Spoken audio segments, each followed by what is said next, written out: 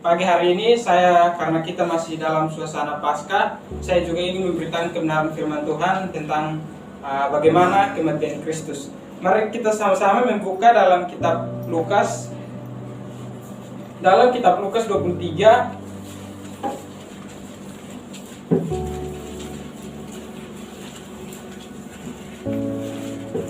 Lukas 23 ayat 33 sampai dengan ayat yang ke-43. Kita akan baca secara bergantian. Saya ayat yang ke-33, saudara-saudara ayat yang ke-34, dan kita akan bertemu di ayat yang ke-43. Kita akan baca secara bersama-sama.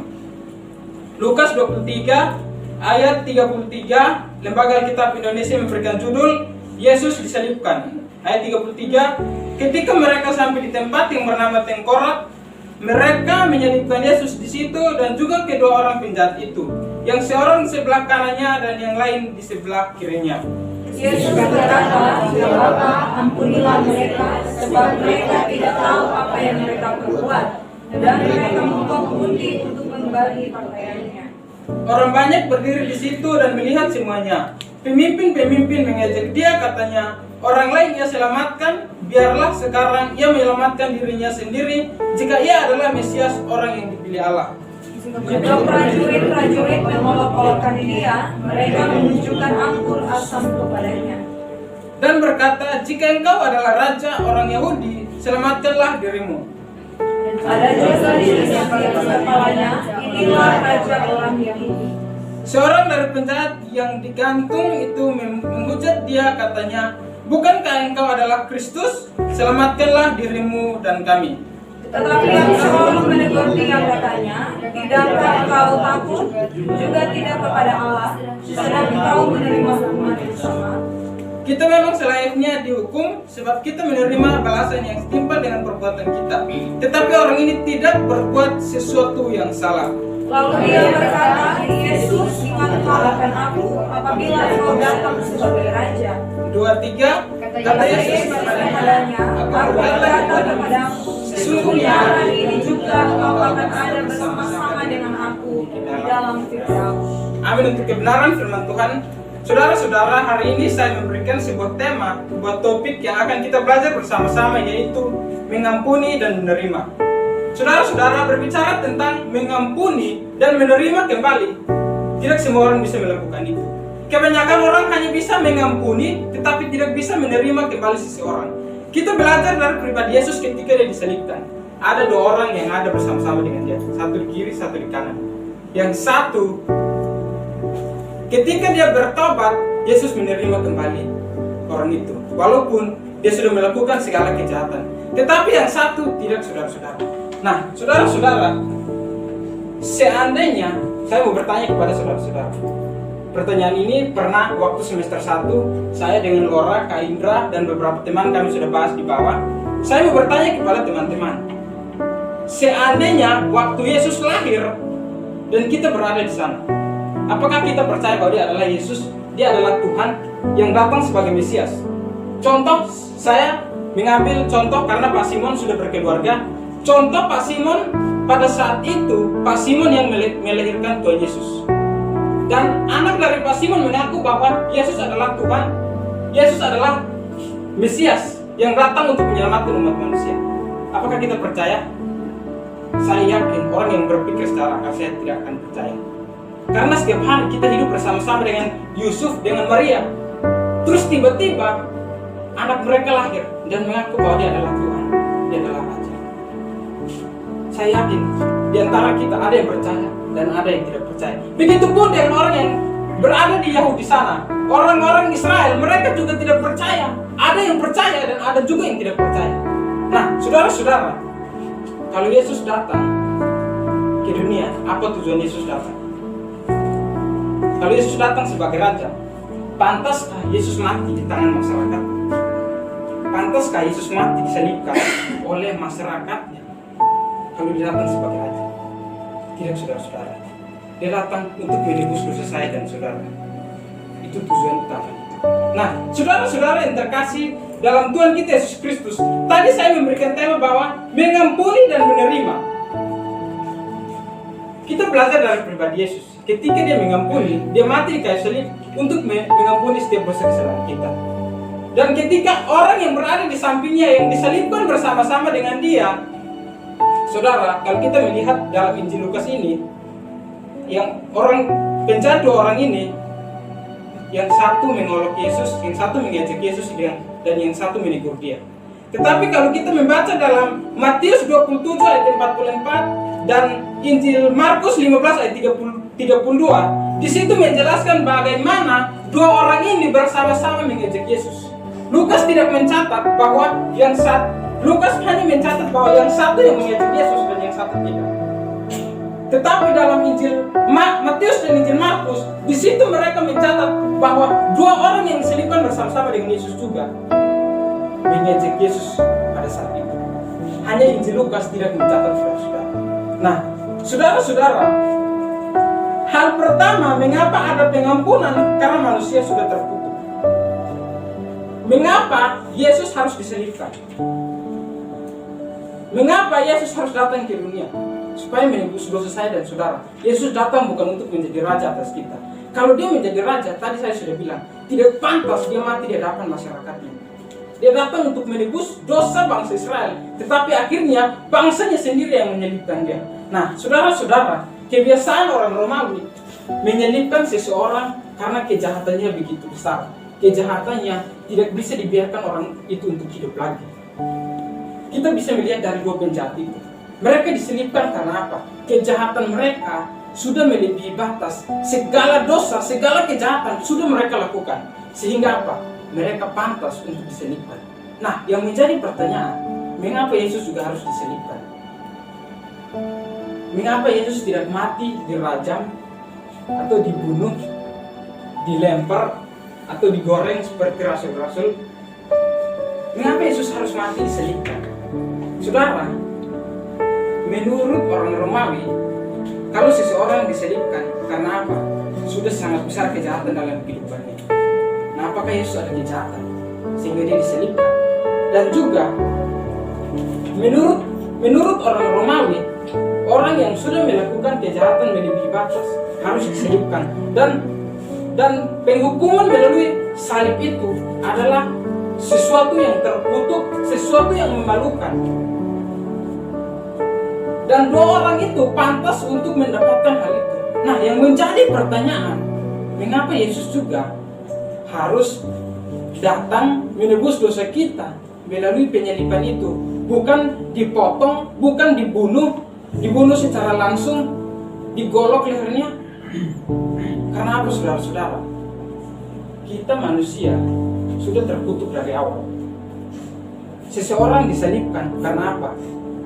Sudah terkutuk, karena proses penyaliban itu karena sudah terkutuk, makanya disalibkan. Nah, Yesus mengapa dia harus disalibkan? Karena apa? Kita sudah terkutuk. Tidak mungkin dia menebus kita dengan cara dipotong atau dengan cara dilempar dengan batu. Karena apa? Itu bukan hal yang terkutuk, saudara-saudara. Orang Yahudi, hal yang terkutuk, dosa yang terkutuk, atau kejahatan yang sudah tidak bisa dibiarkan untuk hidup lagi, harus diselipkan. Itulah sebabnya Yesus datang menebus dosa kita dengan cara yang terkutuk. Supaya apa? Kita yang terkutuk bisa dibebaskan. Saudara-saudara bisa membaca dalam Galatia 3 ayat 10 dan juga Ulangan 27 ayat 26. Bagaimana menjelaskan bahwa kita semua manusia sudah terkutuk. Karena apa? Tidak mampu melakukan hukum Taurat. Tidak mampu melakukan hukum Taurat untuk selamat. Perbuatan baik bukan jaminan. Itulah sebabnya Yesus datang. Dia melalui proses yang menurut orang Yahudi, penyaliban itu adalah sesuatu yang terkutuk. Nah, Yesus datang melalui keadaan yang terkutuk itu supaya apa? Kita yang terkutuk tidak terkutuk lagi, saudara-saudara. Nah, saudara-saudara yang terkasih dalam Tuhan kita Yesus Kristus, dua orang itu tidak bisa dibiarkan lagi karena apa? Mereka mempunyai banyak kejahatan. Dan juga dua orang ini menggambarkan sifat sesungguhnya manusia. Beberapa minggu lalu saya berkhotbah tentang menjadi terang seperti alam. Dan di situ kita melihat bahwa ada orang yang melakukan dosa, tapi dia sadar bahwa dia adalah orang berdosa. Dia datang kepada Tuhan, dia meminta pengampunan. Tetapi ada orang yang sudah melakukan dosa, sombong pula dengan dosa yang dia lakukan, bangga lagi dengan dosa yang dia lakukan. Nah, di sini kita melihat bahwa ini gambaran dari dua orang ini. Di Injil Lukas dia menjelaskan bahwa yang satu menegur bahwa kita sepantasnya dihukum karena perbuatan kita,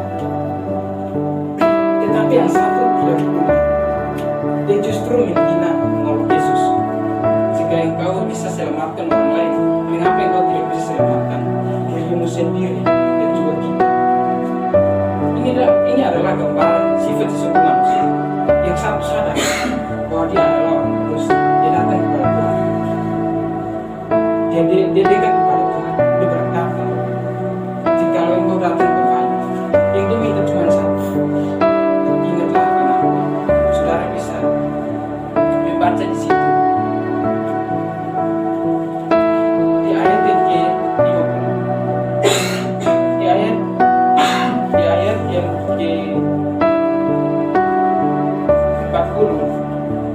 Tetapi yang seorang menegur dia katanya, tidakkah engkau takut juga tidak kepada Allah sedang engkau menerima hukuman yang sama? Dan di ayat yang ke-43 berkata bahwa di ayat yang ke-42 berkata bahwa lalu ia berkata, Yesus, ingatlah akan aku apabila engkau datang sebagai Raja. Yang dia minta cuma satu, Yesus, ingatlah akan aku ketika engkau datang sebagai Raja. Saudara-saudara yang terkasih dalam Tuhan kita Yesus Kristus, Yesus disalibkan. Ini adalah contoh kepada kita bahwa mengikut Yesus harus memikul salib. Mengikut Yesus tidak jalan begitu mulus saja, mengikut Yesus tidak enak-enak begitu saja. Tetapi mengikut Yesus adalah suatu proses untuk memikul salib. Para murid juga seperti itu. Bahkan Yesus sendiri seperti itu, memberikan contoh kepada kita. Nah, saudara-saudara yang terkasih dalam Tuhan kita Yesus Kristus, Yesus disalibkan bersama dua penjahat. Penjahat itu adalah penggenapan dari Yesaya 53 ayat 12b. Saudara bisa membaca sendiri. Ketika saudara sebentar keluar dari sini, saudara bisa membaca sendiri. Di situ adalah penggenapan bagaimana Yesus disalibkan di antara tengah-tengah orang penjahat, di antara dua orang penjahat. Nah, saudara-saudara, mengapa Yesus harus disalibkan di tengah? Bukan di samping kiri, bukan di samping kanan. Yesus disalibkan di tengah. Menurut orang Yahudi, orang yang disalibkan di tengah artinya kejahatannya begitu besar. Makanya dia disalibkan di tengah-tengah. Tetapi Yesus, Pilatus pun berkata bahwa tidak ada kejahatan dalam orang ini, tidak ada kesalahan dalam orang ini yang dia lakukan. Tetapi dia disalibkan di tengah-tengah dua orang penjahat itu. Artinya apa? Dia begitu merendahkan diri supaya apa? Merendahkan diri di antara tengah-tengah penjahat supaya apa? Saya dan saudara, dosa saya dan saudara bisa ditebus. Dia datang begitu merendahkan diri, dianggap lebih melakukan kejahatan dibandingkan dua orang penjahat itu. Supaya apa? Dosa saya dan saudara bisa ditebus. Nah, saudara-saudara yang terkasih dalam Tuhan kita Yesus Kristus, di sini saya akan memberikan 3 gambaran tentang salib. Mungkin saudara-saudara sudah tahu, tetapi di pagi hari ini saya memberikan gambaran kepada kita bahwa salib yang pertama menunjukkan kepada Yesus Kristus. Artinya apa? Salib yang pertama menunjukkan kepada keselamatan kepada manusia. Dan salib yang kedua adalah sikap dari tidak bertobat dan penolakan Yesus Kristus. Kita belajar dari dua pribadi, dua penjahat itu. Yang satu menolak Yesus Kristus. Padahal apa? Dia diikat dengan Yesus Kristus, hanya bersampingan. Disalibkan Yesus di tengah dan dia di samping. Hanya bersampingan. Artinya apa? Kedekatan akan Yesus itu bukan jaminan. Tanpa engkau percaya kepada Yesus bahwa dia adalah juru selamat. Orang yang disalibkan bersama-sama dengan Yesus pun dia sangat dekat, sangat dekat dengan Yesus. Tetapi itu bukan jaminan bahwa dia percaya kepada Yesus. Karena apa? Percuma kita dekat dengan Yesus kalau kita tidak percaya bahwa dia adalah Tuhan, dia adalah juru selamat, dia yang datang menebus setiap dosa kesalahan kita. Dan yang ketiga, simbol dari salib yang ketiga adalah simbol dari pertobatan dan pengampunan. Tadi saya berkata bahwa seorang penjahat, dia sadar bahwa dia melakukan dosa dan dia pantas dihukum. 3 salib itu. Yang pertama, keselamatan yang kita terima dari Yesus Kristus. Yang kedua, sifat sesungguhnya manusia. Sudah melakukan dosa tetapi tidak mau bertobat. Sudah melakukan dosa bahkan dekat dengan Yesus.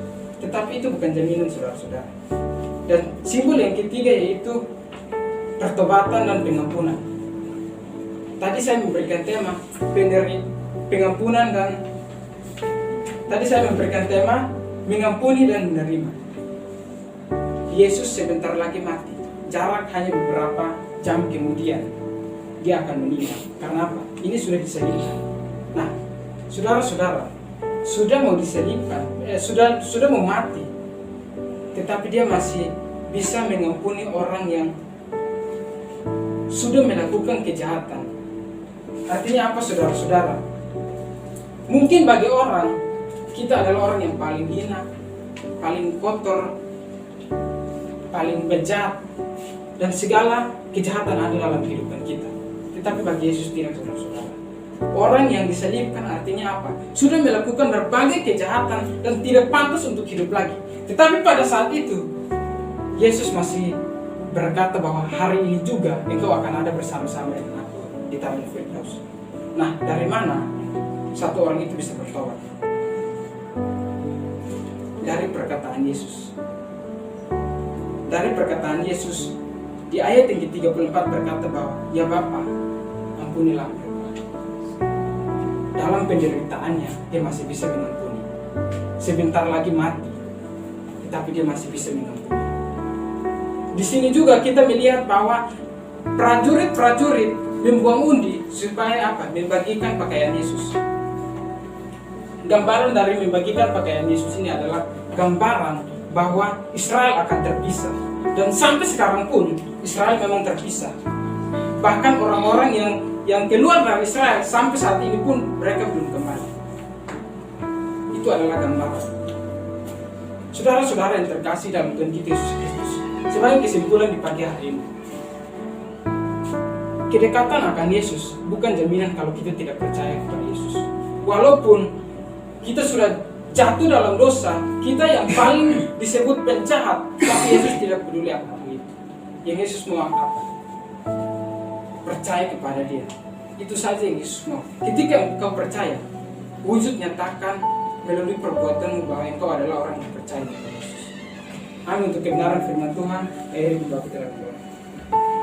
Pagi hari ini karena kita masih dalam suasana Paskah, saya juga ingin memberitakan kebenaran firman Tuhan tentang bagaimana kematian Kristus. Mari kita sama-sama membuka dalam kitab Lukas.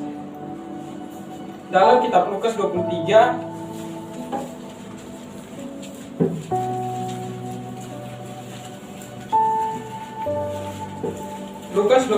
ayat 33 sampai dengan ayat yang ke-43. Kita akan baca secara bergantian. Saya ayat yang ke-33, saudara-saudara ayat yang ke-34, dan kita akan bertemu di ayat yang ke-43. Kita akan baca secara bersama-sama.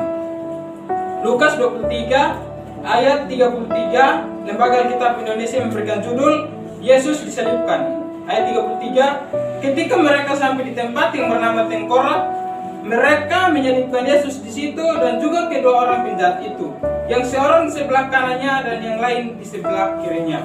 Yesus berkata, "Ya Bapa, ampunilah mereka, sebab mereka tidak tahu apa yang mereka perbuat."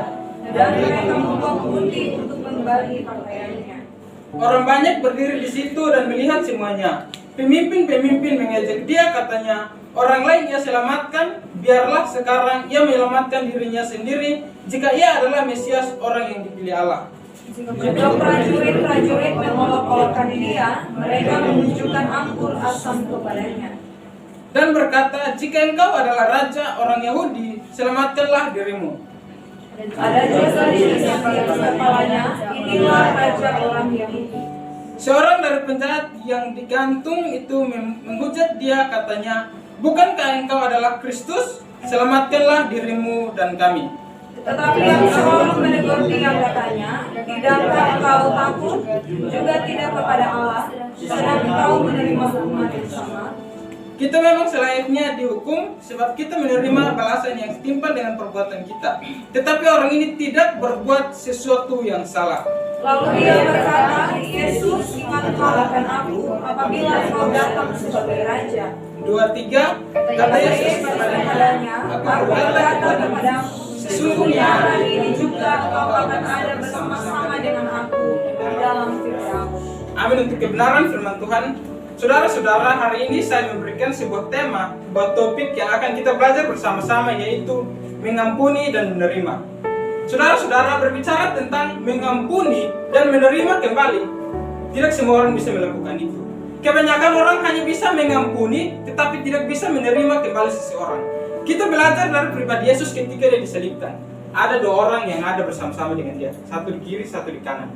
Yang satu, ketika dia bertobat, Yesus menerima kembali orang itu, walaupun dia sudah melakukan segala kejahatan. Tetapi yang satu tidak, saudara-saudara. Nah, saudara-saudara, seandainya saya mau bertanya kepada saudara-saudara. Pertanyaan ini pernah waktu semester 1, saya dengan Laura, Kak Indra, dan beberapa teman kami sudah bahas di bawah. Saya mau bertanya kepada teman-teman.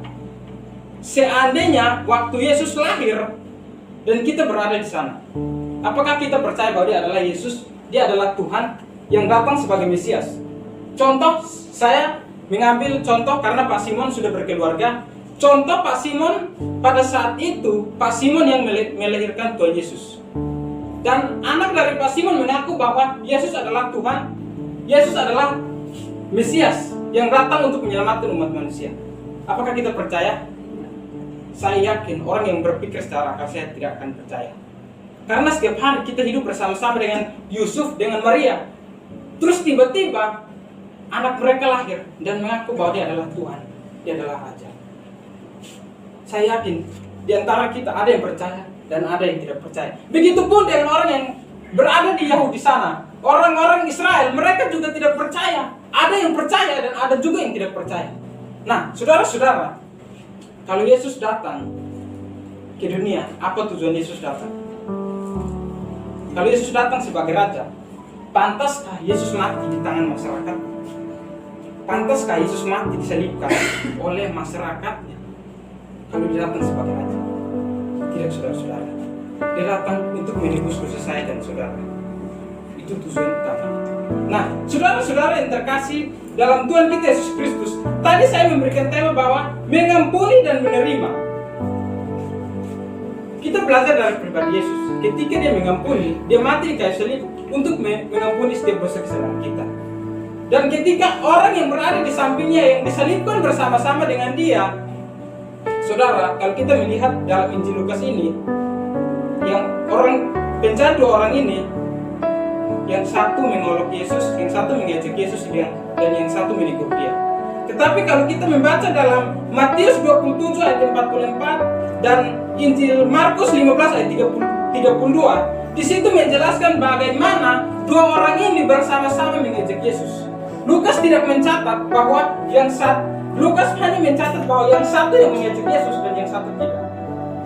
Tetapi dalam Injil Matius dan Injil Markus, di situ mereka mencatat bahwa dua orang yang disalibkan bersama-sama dengan Yesus juga mengejek Yesus pada saat itu.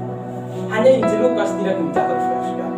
Nah, saudara-saudara, hal pertama mengapa ada pengampunan? Karena manusia sudah terkutuk. Mengapa Yesus harus disalibkan? Mengapa Yesus harus datang ke dunia? Supaya menebus dosa saya dan saudara. Yesus datang bukan untuk menjadi raja atas kita. Kalau dia menjadi raja, tadi saya sudah bilang, tidak pantas dia mati di hadapan masyarakatnya. Dia datang untuk menebus dosa bangsa Israel, tetapi akhirnya bangsanya sendiri yang menyalibkan dia.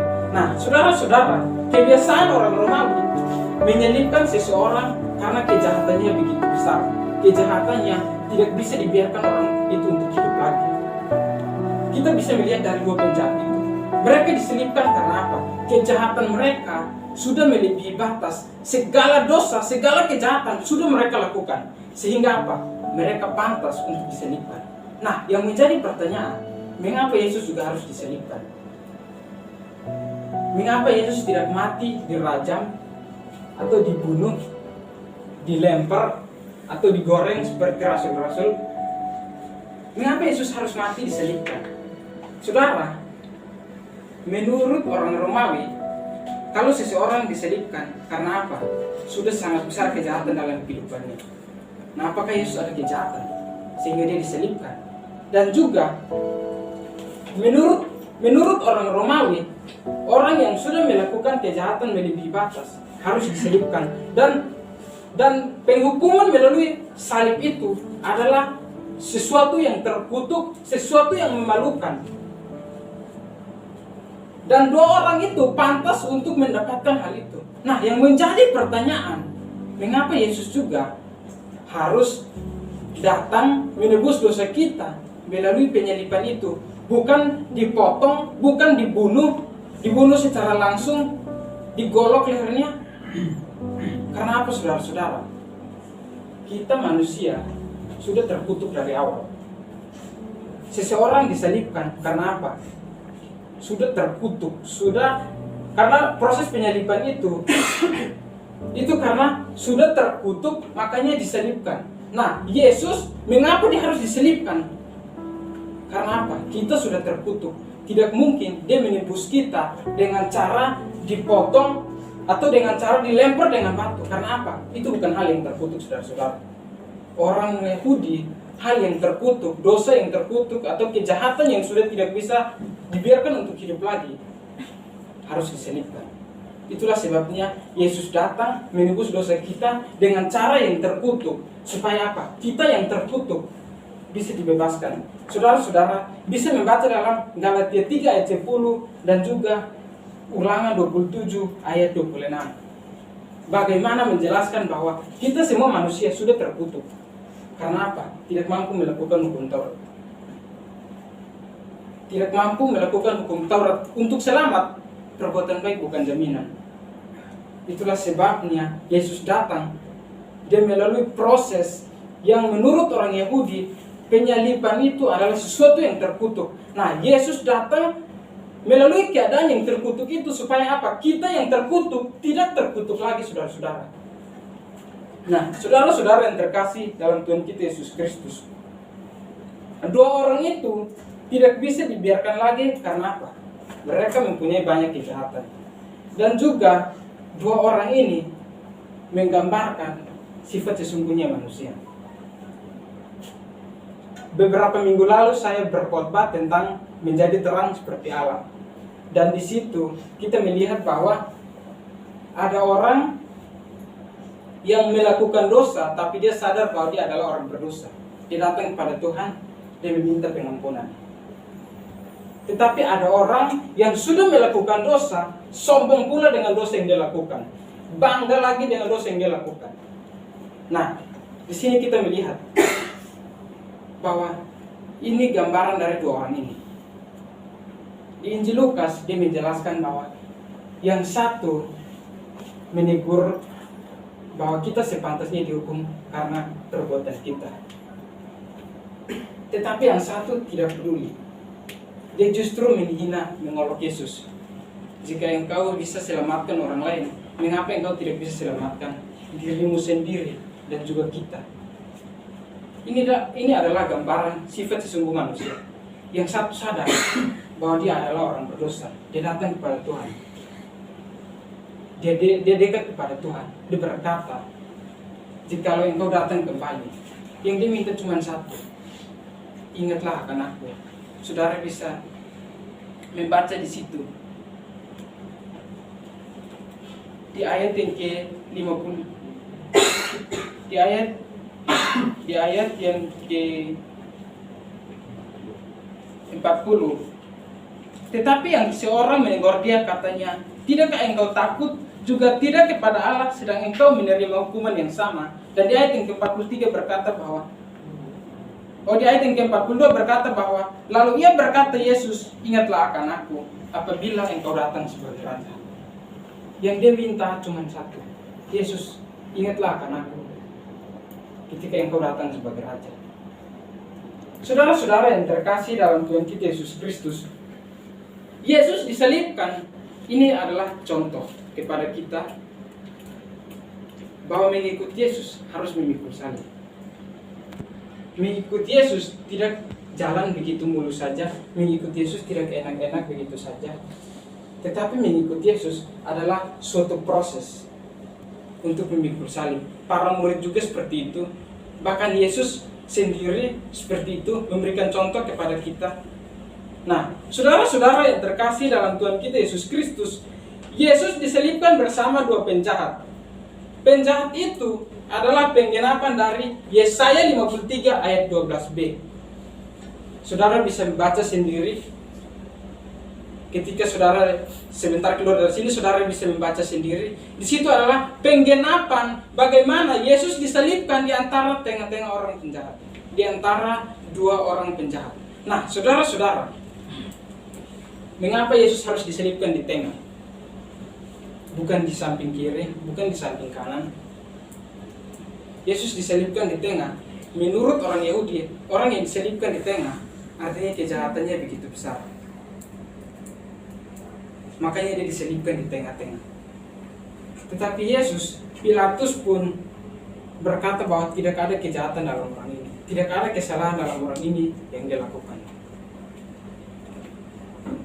Tetapi dia disalibkan di tengah-tengah dua orang penjahat itu.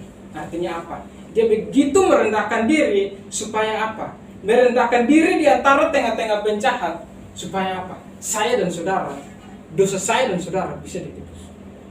Dia datang begitu merendahkan diri, dianggap lebih melakukan kejahatan dibandingkan dua orang penjahat itu. Supaya apa? Dosa saya dan saudara bisa ditebus. Nah, saudara-saudara yang terkasih dalam Tuhan kita Yesus Kristus, di sini saya akan memberikan 3 gambaran tentang salib. Mungkin saudara-saudara sudah tahu, tetapi di pagi hari ini saya memberikan gambaran kepada kita bahwa salib yang pertama menunjukkan kepada Yesus Kristus. Artinya apa? Salib yang pertama menunjukkan kepada keselamatan kepada manusia. Dan salib yang kedua adalah sikap dari tidak bertobat dan penolakan Yesus Kristus. Kita belajar dari dua pribadi, dua penjahat itu. Yang satu menolak Yesus Kristus. Padahal apa? Dia diikat dengan Yesus Kristus, hanya bersampingan. Diselipkan Yesus di tengah dan dia di samping. Hanya bersampingan. Artinya apa? Kedekatan akan Yesus itu bukan jaminan. Tanpa engkau percaya kepada Yesus bahwa dia adalah juru selamat. Orang yang diselipkan bersama-sama dengan Yesus pun, dia sangat dekat. Sangat dekat dengan Yesus. Tetapi itu bukan jaminan bahwa dia percaya kepada Yesus. Karena apa? Percuma kita dekat dengan Yesus kalau kita tidak percaya bahwa dia adalah Tuhan, dia adalah juru selamat, dia yang datang menebus setiap dosa kesalahan kita.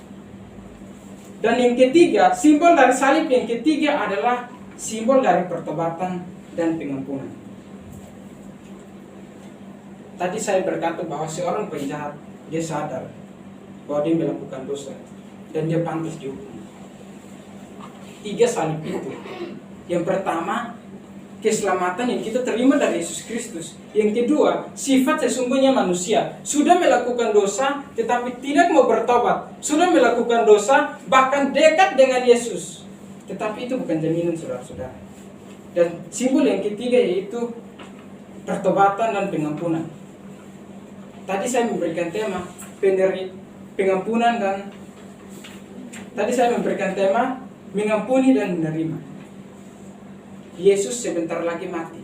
Jarak hanya beberapa jam kemudian dia akan meninggal. Karena apa? Ini sudah disalibkan. Nah, saudara-saudara, sudah mau disalibkan, sudah mau mati.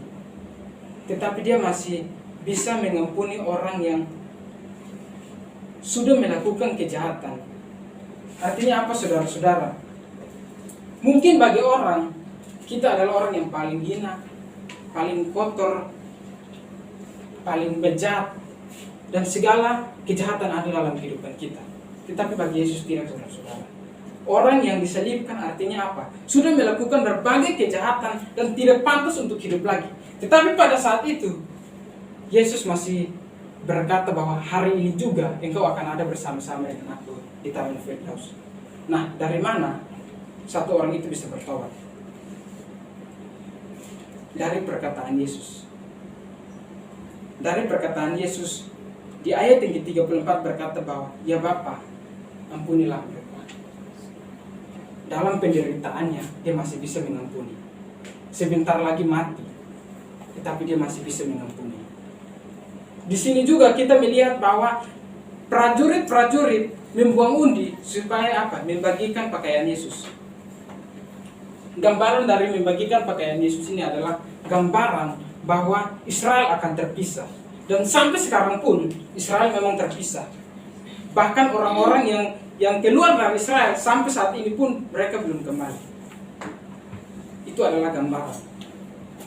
Saudara-saudara yang terkasih dalam Tuhan kita Yesus Kristus, sebagai kesimpulan di pagi hari ini, kedekatan akan Yesus bukan jaminan kalau kita tidak percaya kepada Yesus. Walaupun kita sudah jatuh dalam dosa, kita yang paling disebut penjahat, tapi Yesus tidak peduli akan itu. Yang Yesus mau apa? Percaya kepada Dia. Itu saja yang Yesus mau. Ketika engkau percaya, wujud nyatakan melalui perbuatanmu bahwa engkau adalah orang yang percaya kepada Yesus. Amin. Untuk kebenaran firman Tuhan, akhirnya kita berdoa.